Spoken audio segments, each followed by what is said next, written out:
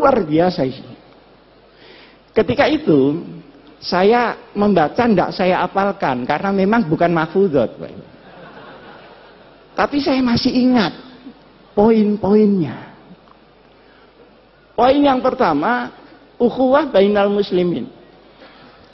Oh, kenapa ya kok tidak ukhuwah Islamiyah ya? Ternyata kalau Islamiyah itu mesti ukhuwah Pak Fakir. Yang ruwet ini kan musliminnya. Khutbahnya wa'tasimu, keluar masjid wa'tafar. Di dalam kita wiridan, di keluar kita ganti sandal baru, kan begitu. Jadi yang ruwet ini musliminnya. Di situ diterangkan untuk urusan-urusan yang furu'iyah sudahlah na'amaluna walakum malu. Untuk yang usul ini kalau ada perbedaan harus dibicarakan di antara para ulama. Jangan dibicarakan di antara di luar para ulama. Nah sekarang enggak. Ada anak Ansor sama pemuda Muhammadiyah ribut soal tahlil. Ini nyampe apa enggak ke yang mati? Kata Ansornya, nyampe. Loh buktinya, karena setiap kiriman enggak pernah kembali. Loh ini ngomong apa?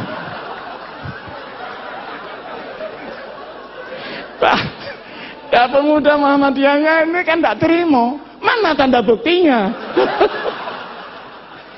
Nah kalau diserahkan bangsa begini ini Pak, innalillahi wa inna ilaihi raji'un. Nah kalau sudah sampai top dia merusak Islam, dia harus dinyatakan tegas dia berada di luar Islam. Luar biasa. Saya baru diberitahu oleh polisi. Dulu Pak Asim, ada orang ngaku malaikat Jibril namanya Lia Eden. Bener ya? Ada orang yang mengaku Nabi Muhammad namanya Musa. Dua-duanya ditangkap. Dimasukkan di tahanan. Ditanya oleh polisi. Wahai malaikat Jibril, pernahkah ketemu Nabi Muhammad ini? Ternyata belum pernah ketemu dua orang.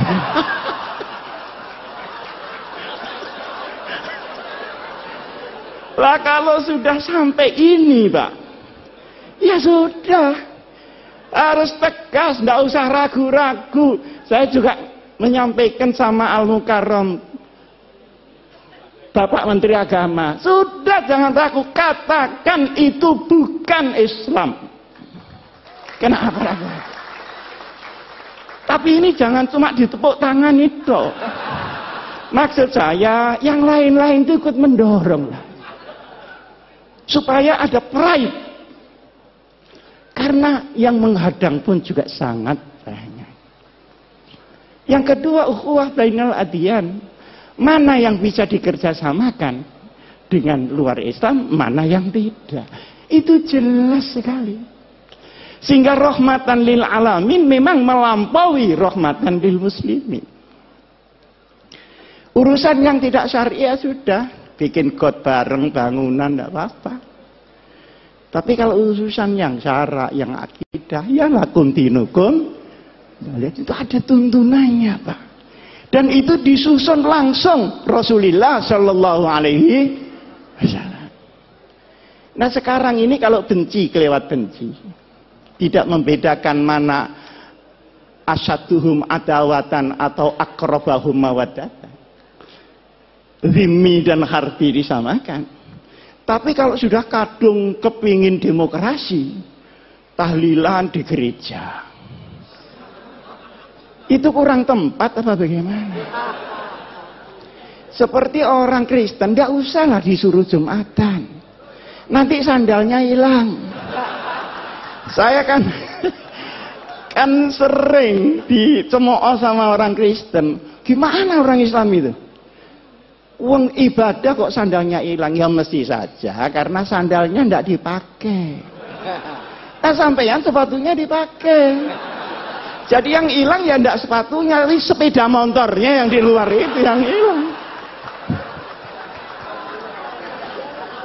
Jadi yang seperti disampaikan oleh Pak Din tadi sajalah al-hanifiyatus samha. Itu pas sudah itu. Ini jangan diumek-umek lagi gitu maksud saya.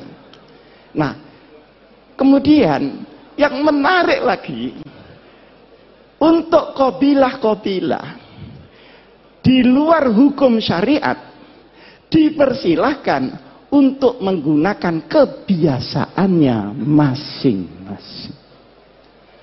Ini saya belajar usul fikih di sini juga begitu Pak Hasan. Mabhadi awaliyah. Itu belum mabhadi akhiriyah loh. Masih mabhadi awaliyah, tetap kunci. Karena itu digawa diintil-intil tak garep apa-apa kunci.